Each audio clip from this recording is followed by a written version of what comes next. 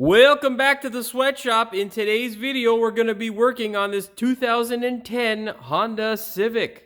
What we're doing in today's video is we're going to be showing you how to do an oil change on your Honda Civic. Of course, this is not a hard service, but it is something that a lot of people tend to be a little wary of if you're new to cars, or something that people who think they're a bit too knowledgeable sometimes can really screw up because they don't check or do the sort of things that will lead you down the path of less headache in the future as opposed to more down the road because you missed a few small steps. Of course, I'll be showing you those steps as well as giving you the torque spec. If you've watched my videos in the past, you will know that. So stick around, watch the whole thing. That being said, don't forget to hit the subscribe button as well as the notification bell so you never miss one of my new videos. Now, if you are going to partake in this service, do not be an idiot. Do not do this service without jack stands. Don't get under your car without it. You're not going to save yourself any money if you cease to exist. Okay, that being said, let's go ahead. We're going to open up the hood now and start looking at stuff. Now, wonderful thing about Hondas, and in fact most Japanese vehicles, you get a very easy to identify dipstick. You also have a very easy to identify and access oil cap. Love that stuff. The oil filter is also in a fairly good place. It took a few years to get there, but hey, they moved it and thank God for that. Now, whenever doing an oil change, before you go ahead and drain that oil, it is a good practice to go ahead, pull the dipstick and make sure that you have a good level of oil, and of course take a look at the color as well as the texture. In really terrible cases, you will see a huge difference. That's usually not a good sign. And of course, you can take a whiff of it to see if it smells like a horrendous amount of gasoline or whatever fuel it is that your particular engine is, if you're just watching this video as a oil change video. So my suggestion is, it's not an absolutely necessary step, but it is always a good step to check the oil before draining it. What you're gonna do is pull this guy out. You're gonna make sure it is nice and cold, or even if it's hot, doesn't really matter, to be honest. What you want to do though is make sure it's level, and if you were just running it, give it at least 5 minutes for the oil to drain back into the pan. Stick it back in, take a look. As you can see there, we're actually a bit on the high side, which not necessarily an issue, but you definitely want to make sure that this thing is not overfilled, because overfilling an engine can be bad for it.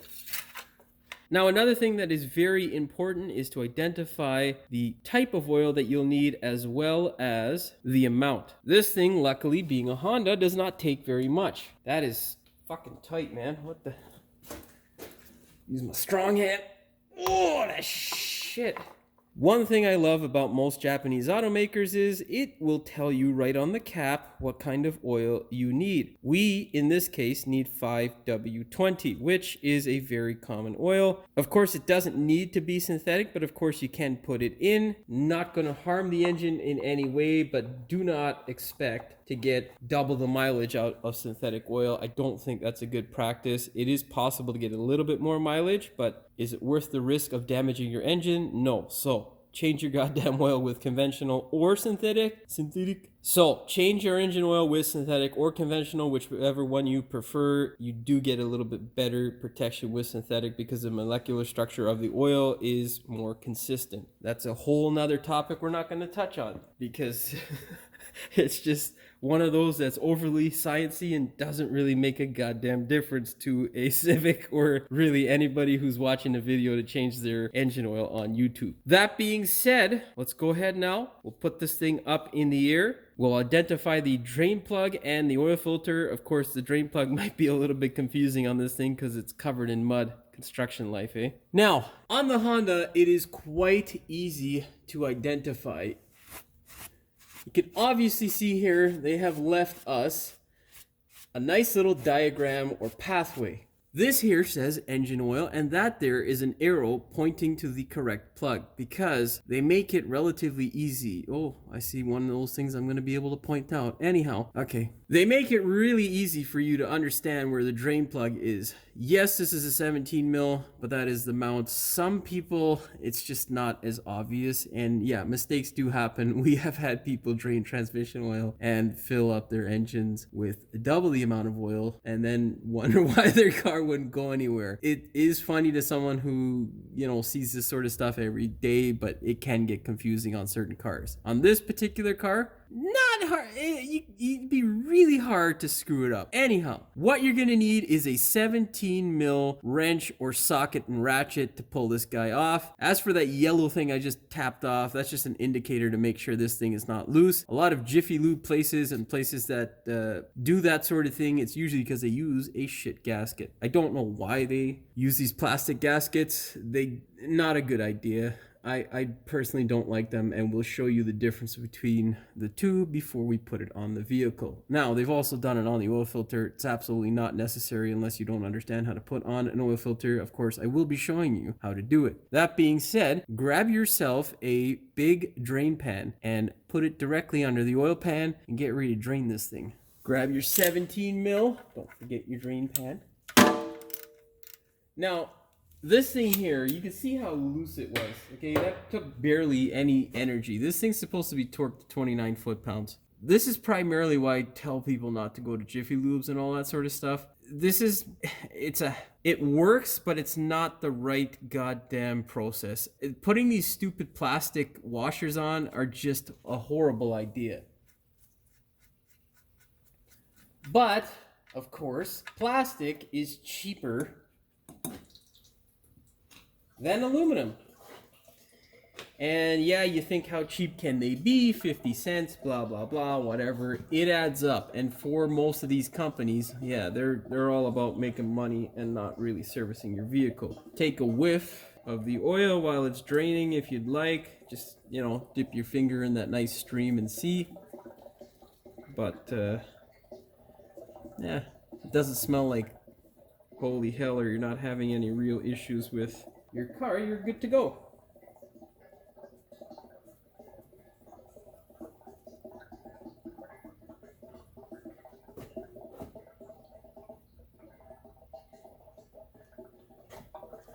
In regards to the gasket, this is one of those Jiffy Lube or Mr. Lube or any of those quick lube places. This is the sort of crap that they put on. If you have one of these and you cannot, for whatever reason, get a aluminum gasket to replace it, then you can reuse it. You won't be able to reuse it with the proper torque spec because these things are garbage. So I would definitely identify this before you go ahead and do your oil change, and make sure when you buy your oil filter, if you're buying it from the dealer, just ask him to give you a gasket and they'll give you one. I don't even know what they're worth, to be honest, but I'm pretty sure they're no more than $1. This here, of course, is the correct gasket. It is an aluminum washer, essentially. It's a crush washer. Of course, when you do get them, you want to inspect them to make sure there is no divots, cracks, or bends, or any of that sort of stuff, or creases in the mating surface on either side, because that will lead to a leak. Make sure you inspect it well before you use it. Now, if you have one of these guys and you didn't get a new one, it's fine. It's not the end of the world to reuse them. It's not a crime, as some of the people on other videos and channels will tell you that it's imperative. No, it's not. It's fine. You can reuse it. Of course, just inspect it, make sure it's not overly crushed, and of course, replace as needed. If you're not comfortable inspecting this wonderful piece of material, then of course, go ahead and replace it. Before you slip your new gasket on, make sure there is absolutely no debris on your wonderful drain plug. And we can see one right there.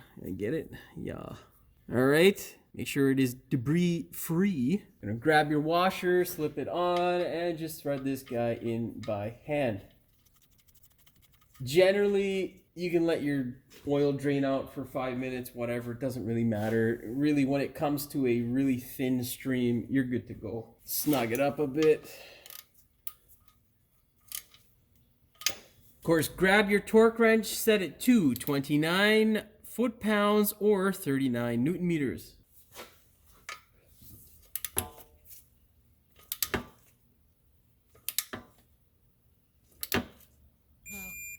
Now, Just to be clear, this is a 1.8 liter and it is a gasoline engine. The engine code is in FA1, I believe. So make sure you look up the appropriate specs for your particular vehicle. Now, whenever there's a new gasket, I always double check the torque.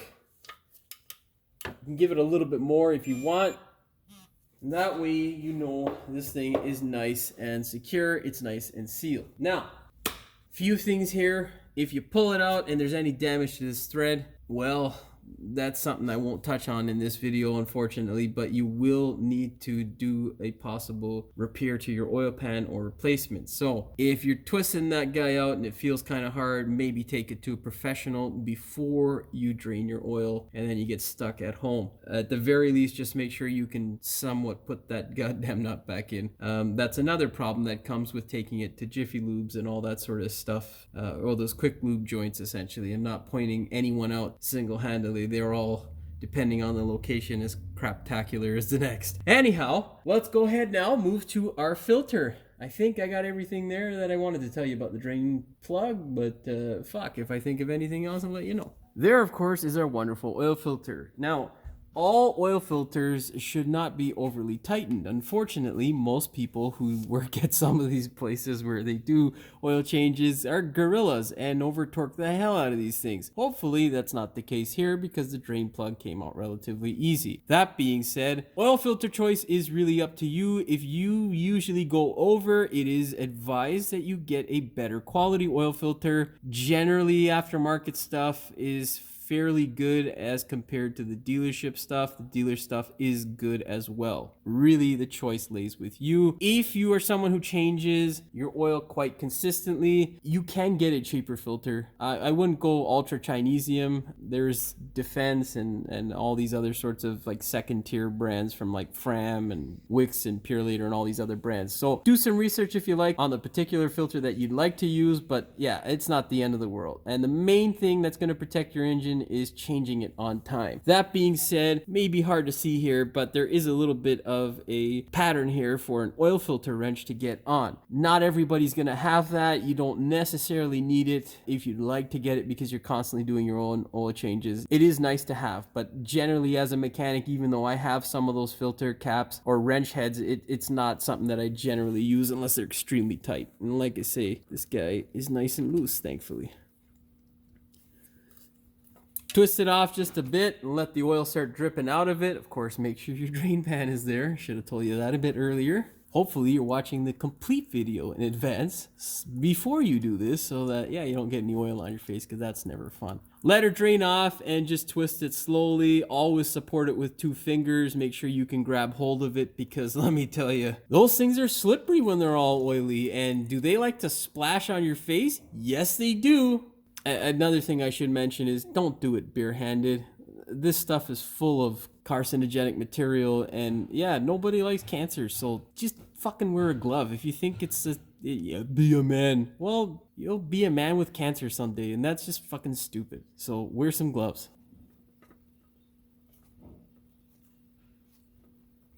Plus, it's hard to get the oil out of your goddamn hands easily. It likes to penetrate pretty damn good.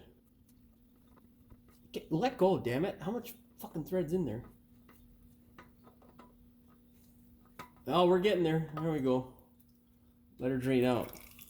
Now, as per your filter, I don't know why these guys do this sort of shit. It's not important. I think it's rather stupid. But anyhow, grab your nice new filter. You're going to christen the filter with some nice old oil. Very important thing that you identify that this gasket is not left over on that filter housing or the area where your filter spins on, because it can happen, especially with aftermarket filters. And if it does happen, you will destroy your engine relatively quickly because it causes a large leak. And that ends up killing your engine very quickly because an engine ain't no good without oil. Now, for your reference here, I put a line down so we can identify what 3/4 of a turn is, which for some goddamn reason, many people who work at these Jiffy Lube places or places that do these quick lube oil changes just can't identify.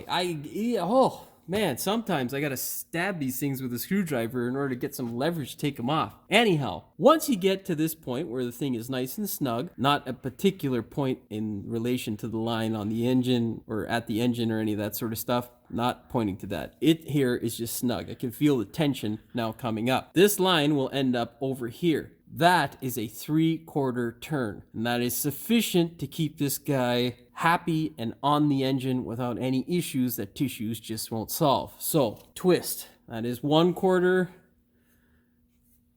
That is 2/4. And that there is 3/4. That is as tight as you need it. Don't kick the camera if you're filming. That is as tight as you need it. We are essentially done down here. All we need to do now is dump some oil in this thing and we will be good to go. Of course, the next step and most important step is to fill this bad boy up with some oil. Don't go with cheap oil. Any of the brand name oils are pretty damn good.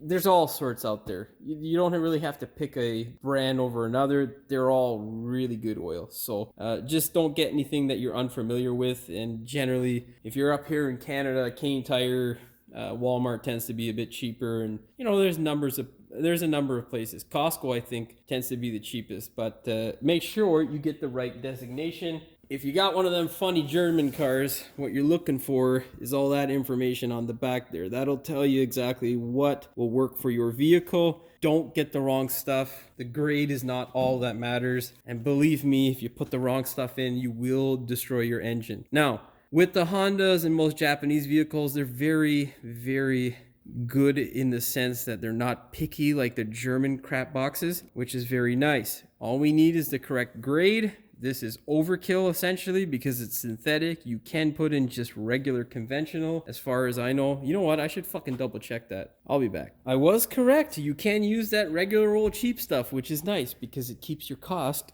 low. Now, when you're changing out the filter, this thing does take 3.69 liters of oil. So 3.7 liters of oil or 3.9 quarts. Unfortunately, I don't know where this goddamn bottle was made, but I have them in stock. Quite a bit of a pain in the ass they are to see how much oil is actually in here. So if you can't see because you got a stupid Castrol bottle, go ahead, pour it in cautiously. Do not overfill because it is a pain in the ass to get oil out of an engine.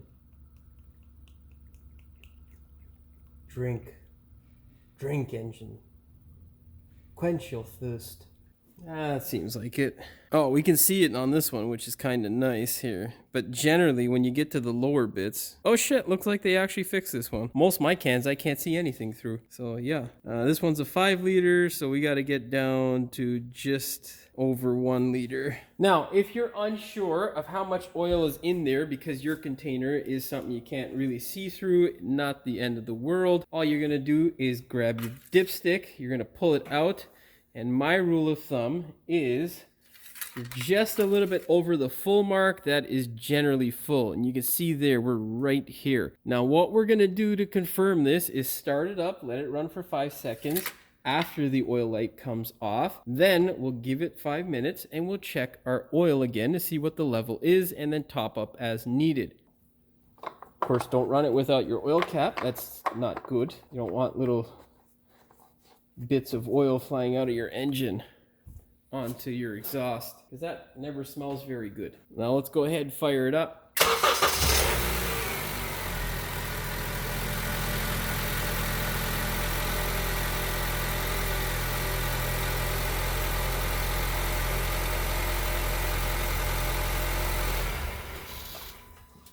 In case you're wondering who put that stupid little plastic washer gasket thingamabobber on, it was our friends at Mr. Lube, because that's where the last sticker's from. Now, like I say, give it 2 to 5 minutes to have the oil drain back into the pan, and then we will check the oil and confirm that we are good to go. All right. If you'd like to burn some time, just try and find the goddamn OBD2 connector in this car. It's closer towards the center console, which... Shut up, goddamn thing. Of course, pull out your dipstick, wipe it off, stick it back in, and There we go. You can see they were right there at the full mark. Personally, I don't know why they went to these little plastic ones. It's kind of hard to see where it is, but anyhow, we are full. And that there is how you change out your oil. Not hard, definitely something you can do at home. And of course, you can rest assured that you're going to do a better job if you follow all my steps by doing it yourself, because you actually care for your vehicle as opposed to the monkey who's just wrenching away on it quickly to make some dollars. So yeah, that's all she wrote for this one. All you got to do now is periodically check your oil level to make sure that it is good. Of course, top up if needed. Make sure you're not leaking or burning it out the back, and you are good to go. Of course, don't be irresponsible. Take your oil to your local mechanic shop or big box store and they'll be able to dispose of it. They may charge you a fee, whatever it is. Don't throw it down the drain. That is just stupid. Please be responsible. That being said, hopefully you found the video entertaining as well as insightful. If you did, please like, share, and subscribe. Don't forget to hit the notification bell so you never miss one of my new videos. And as always, thanks for watching. We will see you in the next one. Welcome. Settle down, camera. What the fuck, dude? Every time. Fucking stupid shit. Okay, can you center? Center, bitch. Honestly, a gimbal is such a pain in the ass sometimes. You guys have no idea. I gotta do all this fucking adjusting on this fucking thing. It's like, dude, fire. Like, it's still fucking moving. Like, and it's not a lot too. Like, it's very small on the screen, but when you actually look at it on a laptop or big screen, you get a fucking seizure, man. Okay, I'll be back. Fuck. So the goal of this video is to not only help save you some money, but fuck is this calling me now? I gotta fucking pause because I don't want to edit that stupid fucking shit out of my goddamn video, stupid compressor. That being said, don't forget to hit the notification bell. Oh, for fuck's sakes, Jimmy, come on. I've done it a million times. You know this shit. That being said, don't forget to hit the subscribe. Fuck. That's what you call a fucking brain fart there, kids. Fuck. You have a very easy to access, the fuck is that thing? Oil cap to fuck. I should have had a fucking rag around so I could do this. There we go. Make sure. Focus, you fuck. Another thing that is important is it doesn't need to be synthetic, but they make it relatively easy for you to. I mean, it's fucking super easy. You gotta be retarded not to fuck. Now, if you have one of these, fuck off. Focus. Anytime you put on a new gasket, I always double torque it. Well, no. I'm not gonna say that because next thing you know, you're gonna increase the fucking thing to 58 foot-pounds, and then you're gonna rip this fucking pan out. Bad idea, Jimmy. Oh, my hands are all oily and I can't get this bullshit off. There we go. Where's my marker at?